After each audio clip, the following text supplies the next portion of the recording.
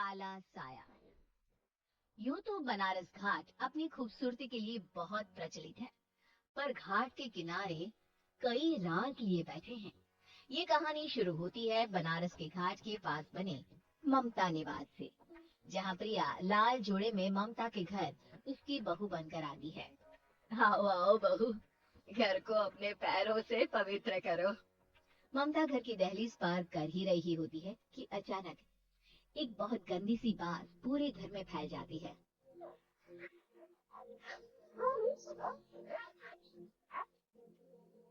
ये बदबू और ये आवाजें, ये कौन हंस रहा है माँ?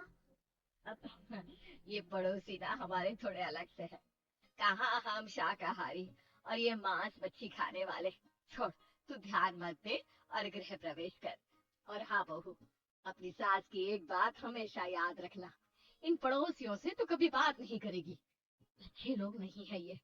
अपनी सास की ये बात मानेगी ना बेटा? हाँ माँ, जो आपकी मर्जी, मैं उनसे बात नहीं करूंगी। अगले दिन प्रिया अपनी पहली रसोई बनाने रसोई घर में जाती है। ये छोटी बात तो नाक में जा रही है। एक काम करती हूँ, खिड़की खोल देती हूँ। प्रिया खिड़की खोलने जाती है। इतने जाले, लगता है इस खिड़की को कभी खोला ही नहीं गया। पर ऐसा क्यों? ओह, नॉन वेज की स्मेल आती होगी ना। 2 मिनट के लिए खोल लेती हूँ, फिर बंद कर दूंगी। प्रिया खिड़की खोलती है। खिड़की खोलते ही उसकी नजर सामने वाले घर की खिड़की पर पड़ती है, जहाँ एक लड़की खड़ी होती है, हाथों में मेहंदी, लाल रंग की साड़ी, बिल्कुल सजी धजी, मानो प्रिया की तरह ही वो भी नई नवेली बहू हो। वो प्रिया को देखकर मुस्कुराती है। हे भगवान, माँ ने तो इनसे बात करने को मना किया था। प्रिया फौरन ही खिड़की बंद कर देती है और तवे पर चढ़े रोटी की ओर देखने लगती है, पर वहाँ रोटी न होकर मछली पड़ी होती है। पहली रसोई में इतनी होगी। हे भगवान, मैं क्या करूं? प्रिया बहुत डर जाती है और फौरन रसोई की सफाई करने और फिर सभी के लिए खाना बनाने लग जाती है।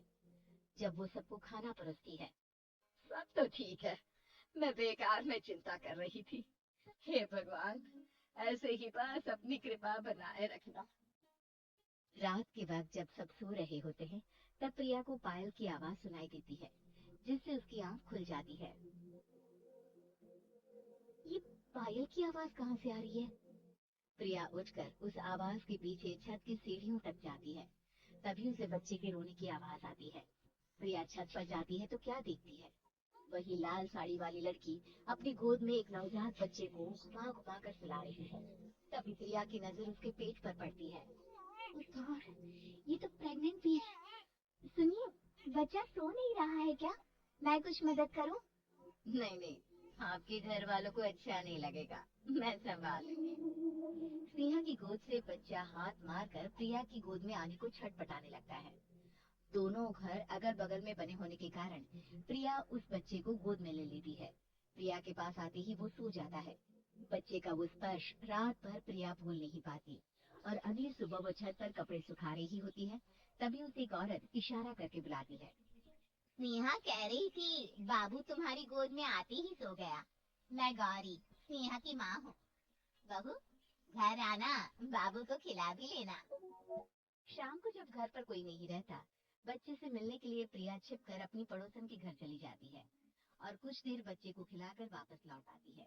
इसके कुछ दिन बाद ही प्रिया को पता चलता है कि वो माँ बनने वाली है। ममता की खुशी का ठिकाना नहीं रहता।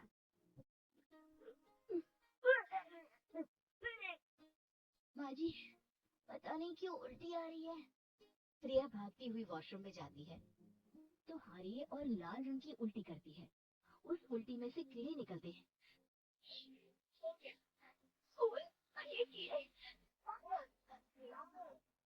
प्रिया की आवाज सुनकर ममता दौड़ कर आती है, पर बेसिन में कुछ नहीं होता। प्रिया हक्की बक्की रह जाती है। ये सब क्या हो रहा है? प्रिया घबरा जाती है और अपने कमरे में जाकर सो जाती है। डर के कारण वो इतनी थक जाती है कि उसकी आंख लग जाती है। तब उसे ऐसा लगता है उसके पेट पर मानो कोई बैठा हुआ हो। प्रिया के पेट पर एक 5 महीने की बच्ची बैठी हुई थी, जो बुरी तरह जली हुई थी। माँ, तुम ही मुझे लाई ना अपने पेट में। मैं तुम्हारी माँ हूँ। हाँ, देखो मैं जल गई बुरी तरह से। 6 महीने पेट में रहने को भी मुझे नहीं मिला।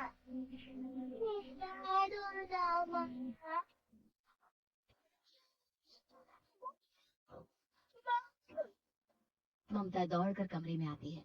प्रिया की बातें सुनकर वो सब समझ जाती है। तू कहीं बगल वाले घर में तो नहीं जाकर आई ना बहू? मुझे माफ कर दो, मैं गई थी माँ। उस घर में सब मरे हुए हैं बहू। कई साल पहले स्नेहा उस घर में बहू बनकर आई थी। कुछ ही दिन में वो एक बच्चे को जन्म देने वाली थी। पूरा घर बच्चे के आने की खुशी में खोया था कि एक दिन अचानक उस घर में आग लग गई। सब बुरी तरह जलकर मर गए। गौरी आज भी दादी बनने का इंतजार कर रही है और इसीलिए स्नेहा ने अपना अजन्मा बच्चा तुम्हारी कोख में डाल दिया। ममता ये कह रही होती कि पीछे से उसके पैरों को एक बच्चा पकड़ लेता है।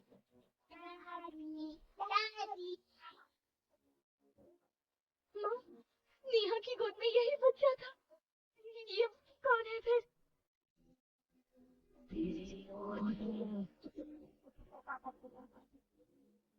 तेरी भी दादी।